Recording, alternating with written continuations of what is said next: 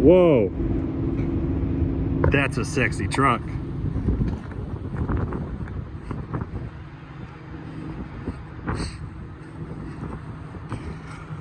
All right, they're gonna load me. Dock number 2. Let's go get our doors open and back in. Look at that sexy clean bumper. Nice. I need to polish this. This is all dirty and yucky.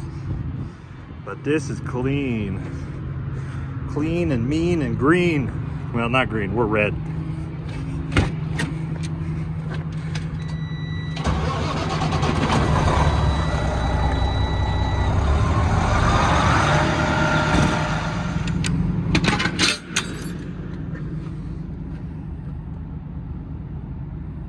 Oh.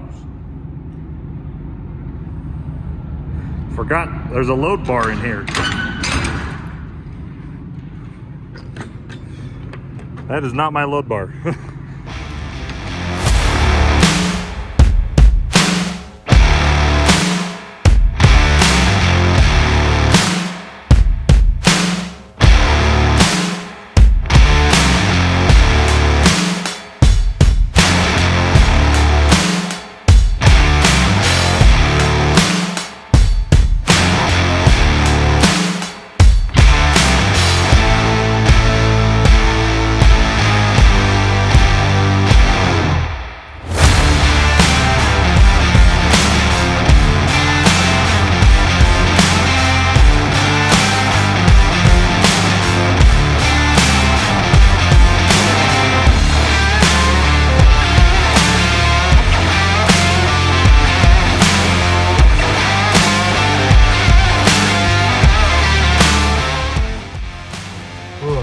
Sweaty.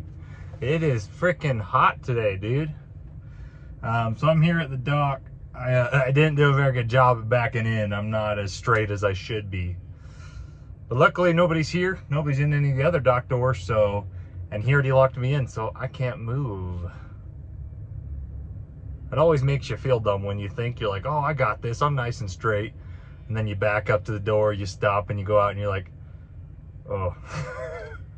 I'm not that good. I can't see worth crap. The sun is setting in the west and I can't see out of my mirrors. It's not my fault, guys. It's not my fault. So, oh man, Ruby is freaking dirty. I need to go wipe all these bugs off, and I probably need to go give her a bath because she's been sitting in the yard all week, and it's been pretty dusty this week, so the truck's kind of dirty. So yeah, but I think when I go to Washington, I think it's supposed to rain over this weekend, so I don't know if I should wash her if there's a chance of rain.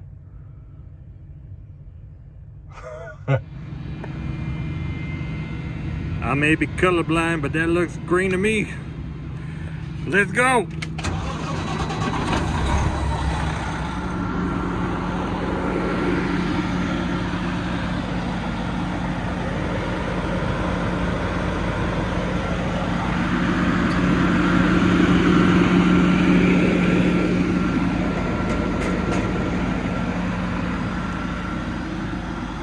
I tell you what, those halo lights, they look pretty good right about now.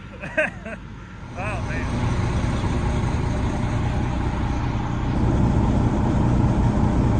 Well, frick, we're heavy and I'm out of gas. Frick. We'll make it work.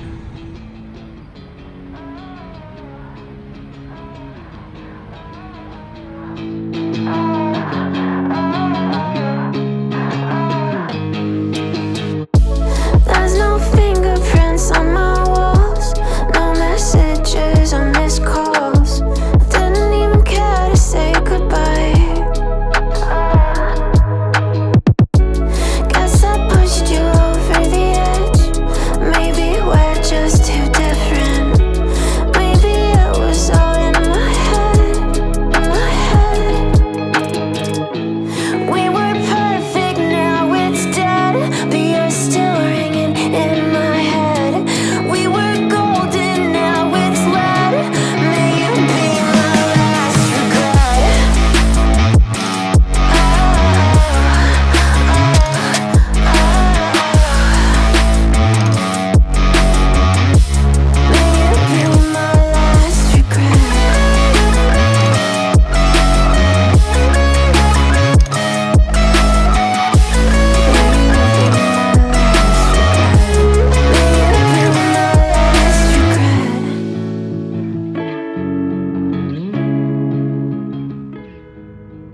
What's up, guys? I am here in Dillon, Montana. Got my straw hat out. You haven't seen me wear this in a while. I feel like since I'm in Montana, I need it. So I'm kind of in a predicament now. One of my drivers, he's had a pretty bad week. He's stuck in Portland. Not only did he have a load cancel earlier in the week, so he's been sitting since that. I got him a short load from Central Oregon to Portland to get in hopes to get a different load to get him home. That load got delayed because there's a wildfire in Oregon right now and they shut down I-84. So he got delayed on that load, and now today's Thursday, tomorrow's Friday. I don't know if I'm gonna be able to get him a load out of Portland. So I'm thinking I might meet him up, because this load that I'm gonna pick up in Washington going to California, I might have him take it the rest of the way, and I'll just sit in Oregon over the weekend. So anyways, we'll see what ends up happening. But anyways, just stopped here in Dillon to get some food. I stopped at this cute little town and country grocery store. Oh man, I love stopping at grocery stores when I'm on the road. It's just so much more cost effective. You get so much more food, you know. You're not paying 20 bucks for a disgusting cheeseburger at a truck stop. And of course, you know, all the old ladies at the cash register, they're all so nice. And so anyways, yeah, I love coming to places like this. You got to be careful, but a lot of these places, there's always a side street you can park on and walk. So anyways, I'm gonna get headed now. We're gonna go all the way up to Colville, Washington tonight.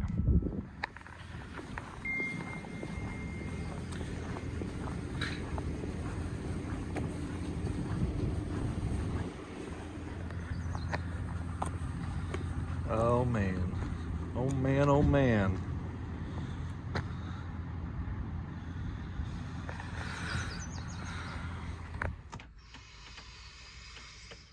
What's up, guys? We are here in Montana. Man, Montana is such a beautiful state. I love Montana. I don't know if I want to go as far to say as it's the most beautiful state, but it's definitely up there. You know, obviously I can't say it's the most beautiful state because I'm from Utah, and I think Utah's a little more diverse.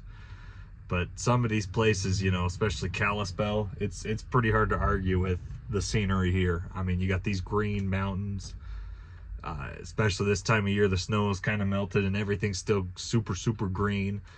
Yeah, Montana, one of the best places to go.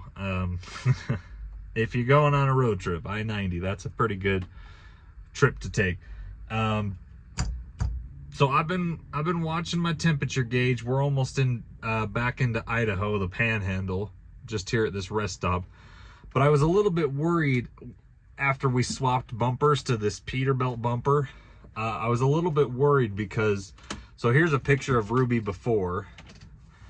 As you can see, all the other Coronado bumpers for the 132s, the glider trucks, I don't know if this is a Detroit thing or what, but I've never noticed this before. But there's an air vent in the bumper, and you can see that the radiator on these Coronados, they go down a little bit more than the Peterbilt. Like they go down below the frame a little bit. So I was a little bit worried swapping bumpers that I'd be cutting off air circulation to the radiator and make it harder for the truck to cool itself down. So I've been watching very carefully as we've been going up the mountain. So going up the Butte Mountain, going up Malad and Coeur d'Alene.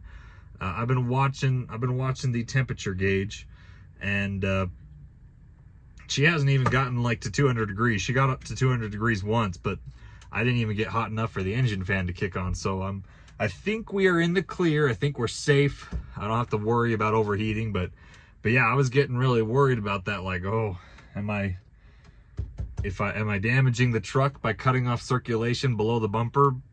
Yeah, we're fine. I think we're fine. I'm gonna keep watching. I'm gonna keep watching my temperature gauge. but she's still cooling herself just fine. Like I said, the engine fan hasn't even come on. I haven't even gotten hot enough for that yet. So, but yeah, let me know what you guys think. If you think it's a big deal, if it was a big deal and she was having a hard time cooling herself, I would obviously cut a hole in the bumper so there's still somewhat of a vent. But I don't think I even need that hole there in the bumper for airflow. I think the grill is, you know, big enough for the air to come in, and my bumper is a little bit higher off the ground than it was before, so I still have a lot of air coming underneath the bumper and going up into the bottom of the radiator. But yeah, interesting design. It's so funny to see how different trucks are made and how they all run. So but yeah, I like the new bumper. It's looking pretty good. It's growing on me, and I like the way that it turned out, that nice flat. It's really making the truck look more like a hood truck because it's square in the front. Not good for aerodynamics, but it looks good. So anyways, we're gonna keep driving and we'll see you guys in Washington.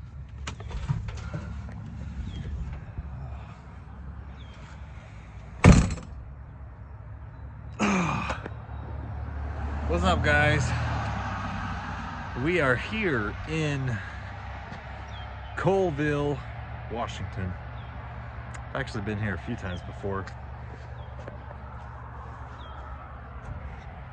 Ruby did pretty good. We did about 750 miles today, which is doable within one shift if you're, you know, frickin', sorry, there's cars driving by. I'm trying to be courteous, which it is doable if you hustle. And I frickin' hustled. I only stopped once, I guess twice. I stopped in Dillon and just before the Idaho-Montana border at that rest stop that's always closed. But we're in Colville, which means just over those mountains is Canada. Well, not just over, about 25 miles that way is Canada. So kind of cool. I'm basically to Canada.